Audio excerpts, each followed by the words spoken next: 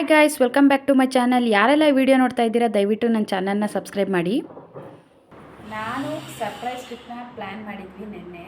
So ಈಗ ಅದೇನು ಅಂತ ನಾನು ರಿವೀಲ್ ಮಾಡ್ತಾ ಇದ್ದೀನಿ. ಏನಪ್ಪ ಅದು ಸರ್ಪ್ರೈಸ್ ಟ್ರಿಪ್ ಅಂದರೆ, ನಾವು ಬಂದಿದ್ದೀವಿ ಮಲೆ ಮಹದೇಶ್ವರ ಬೆಟ್ಟಕ್ಕೆ. ಯಾಕೆ ಅಂದರೆ ನನ್ನ ಮಗಂದೊಂದು ಹರಕೆ ಇತ್ತು. ಸೊ ಈಗ ಒಂದು ಹರಕೆ ತೀರ್ಸಾಗಿದೆ. ಈಗ ನಾವು ದರ್ಶನಕ್ಕೆ ಅಂತ ಹೋಗ್ತಾ ಇದ್ದೀವಿ. ಸೊ ನಾನು ನೆಕ್ಸ್ಟ್ ದರ್ಶನ ಮಾಡಿಕೊಂಡು ಆಮೇಲೆ ಸಿಗ್ತೀನಿ.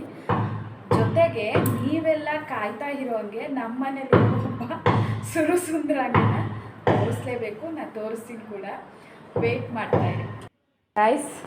ನಮ್ಮನೆ ಸುಂದರಾಂಗ ನೋಡಿ, ತುಂಬ ಅಂದರೆ ತುಂಬ ಕ್ಯೂಟಾಗಿ ಕಾಣ್ತಾ ಇದ್ದಾರೆ. ನಾವೆಲ್ಲ ರೆಡಿ ಆದಮೇಲೆ ಒಂದಷ್ಟು ಫೋಟೋ ತೊಗೊಳ್ದೇ ಇರ್ತೀವ, ಯಾವುದೇ ಕಾರಣಕ್ಕೂ ಇಲ್ಲ. ಹಾಗಾಗಿ ಒಂದಷ್ಟು ಫೋಟೋಗಳನ್ನ ತೊಗೊಂಡ್ವಿ. ಫೋಟೋಗಳನ್ನ ತೊಗೊಂಡಾದ್ಮೇಲೆ ನಾವು ದರ್ಶನಕ್ಕೆ ಅಂತ ಹೊರಟ್ವಿ. ಅಲ್ಲಿ ನೋಡಿ ಹಿಂದೆ ಬರ್ತಾ ಇದ್ದಾರೆ.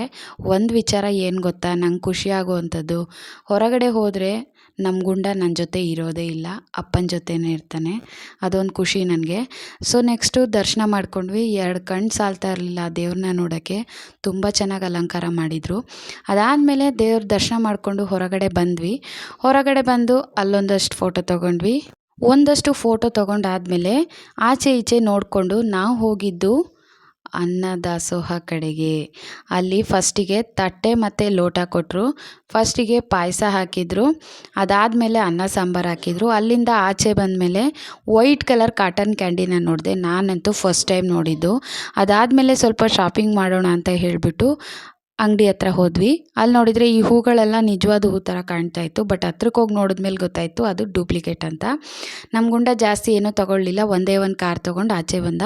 ಇದೇ ಥರ ನೆಕ್ಸ್ಟ್ ವೀಡಿಯೋದಲ್ಲಿ ಸಿಗ್ತೀನಿ ಅಂತ ಹೇಳ್ತಾ ಈ ವಿಡಿಯೋ ಇಲ್ಲಿಗೆ ಎಂಡ್ ಮಾಡ್ತಾಯಿದ್ದೀನಿ.